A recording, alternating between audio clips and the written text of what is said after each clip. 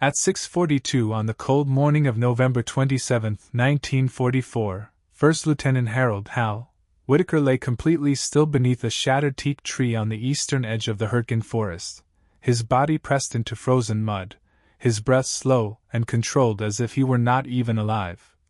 Watching a narrow forest road through the scope of a rifle that most men in his regiment believed had no place on a modern battlefield, 29 years old, raised on an Iowa farm, a competitive long-range shooter before the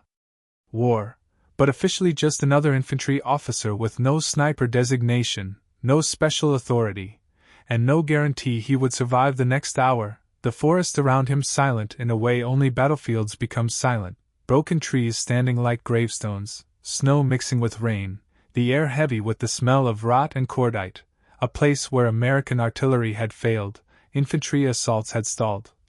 and German snipers had turned every step forward into a gamble with death. The Hurtgen Forest had already earned a reputation as one of the most unforgiving places American soldiers had ever fought, dense pine trees blocking air support, thick undergrowth limiting visibility to less than 60 yards, and German defensive positions woven so deeply into the terrain that maps became useless, and for the past 5 days, enemy snipers from the German 353rd Infantry Division had been killing Americans almost at will, medics shot while running to wounded men, officers hit while giving orders, riflemen dropped without ever hearing the sound of the shot, 23 casualties in less than a week, morale collapsing faster than supplies could arrive, and despite patrols, smoke screens, and artillery saturation, the snipers remained invisible, disciplined, patient, and deadly, turning the forest itself into a weapon.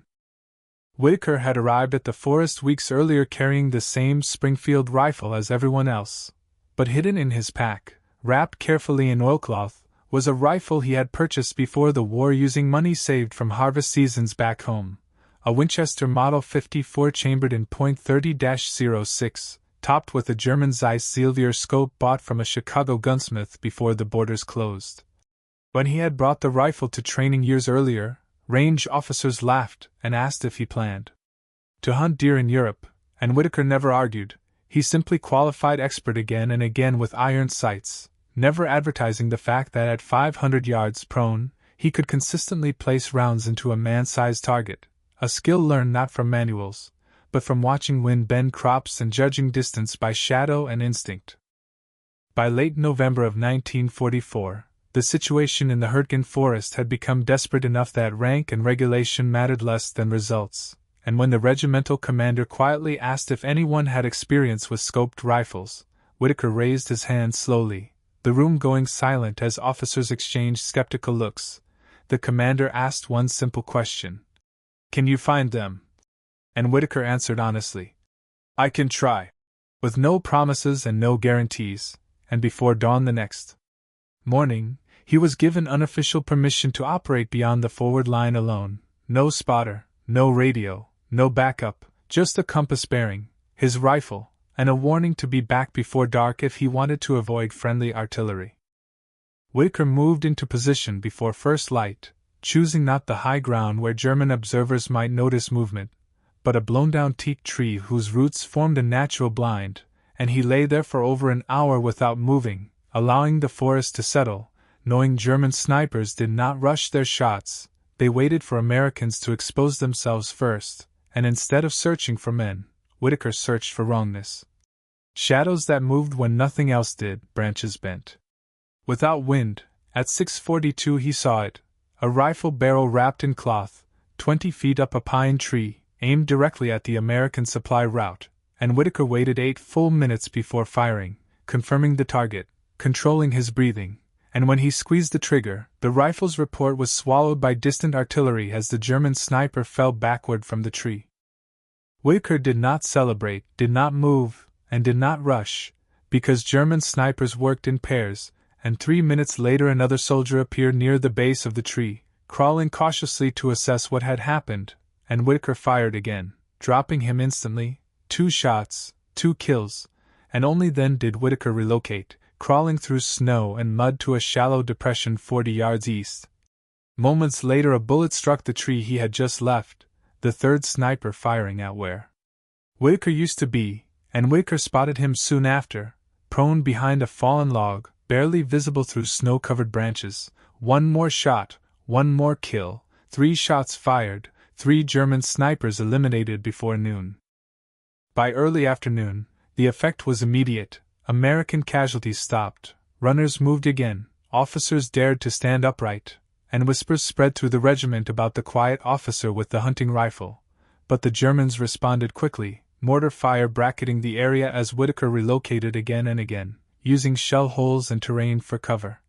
At 14:37 he spotted a German observer adjusting mortar fire from a tree stand at over 200 yards. 1 shot ended the mortar threat, and by dusk Whitaker had fired 9 rounds and confirmed 7 kills, returning after dark exhausted, soaked, and numb, expecting reprimand for unauthorized equipment, but instead being asked a different question: how many more men could he train? Over the next 6 days, Whitaker trained 8 volunteers, not turning them into movie snipers, but teaching them fundamentals: patience, observation, movement, and discipline, how to shoot once and disappear, how to let time do the work, and though none wore special patches or carried official titles, their presence changed the battlefield.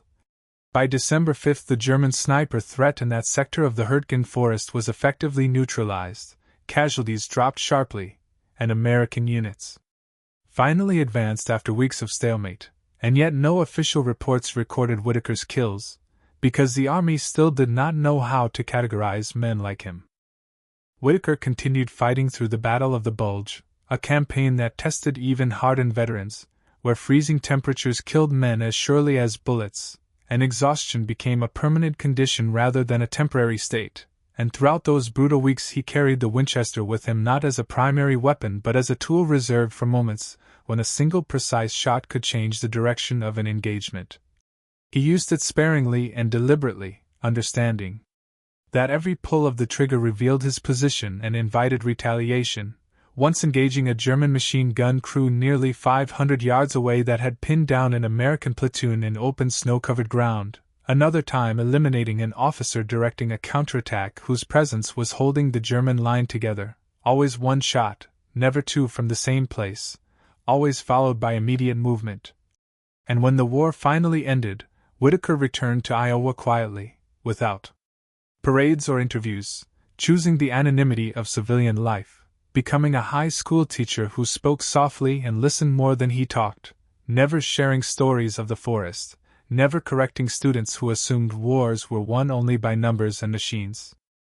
For decades after the war, Whitaker's rifle remained untouched in a closet, its wooden stock darkened by age, the scopes still holding 0, the metal showing the faint scars of mud and cold from Europe. And when Whitaker passed away in 1998, his son discovered how little of his father's wartime experience had been shared. The rifle was donated to a small local museum with only minimal documentation. A simple placard that read, "Used in Europe, 1944,"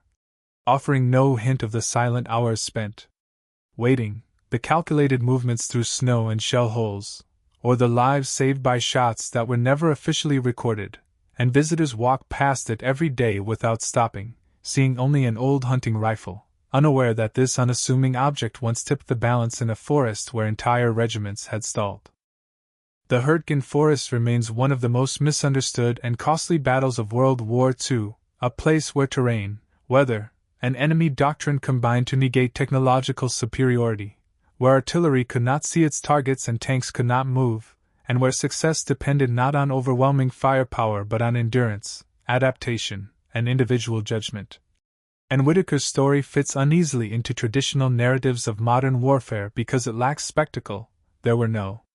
charges, no dramatic speeches, no official sniper tally, just quiet decisions made alone in the cold, moments where patience mattered more than courage, and where restraint was often more valuable than aggression, reminding us that even in an age of industrial war, outcomes could still hinge on the skill and discipline of a single individual operating beyond doctrine. And if this story stayed with you, if you can picture the frozen forest, the shattered trees, and a lone soldier waiting hour after hour for a movement that only he could see, then help us keep these memories alive. Hit the like button so this story reaches others who value real history. subscribe so we can continue uncovering forgotten battles and forgotten men, and leave a comment telling us where you're watching from. Because this community stretches across the world, and every viewer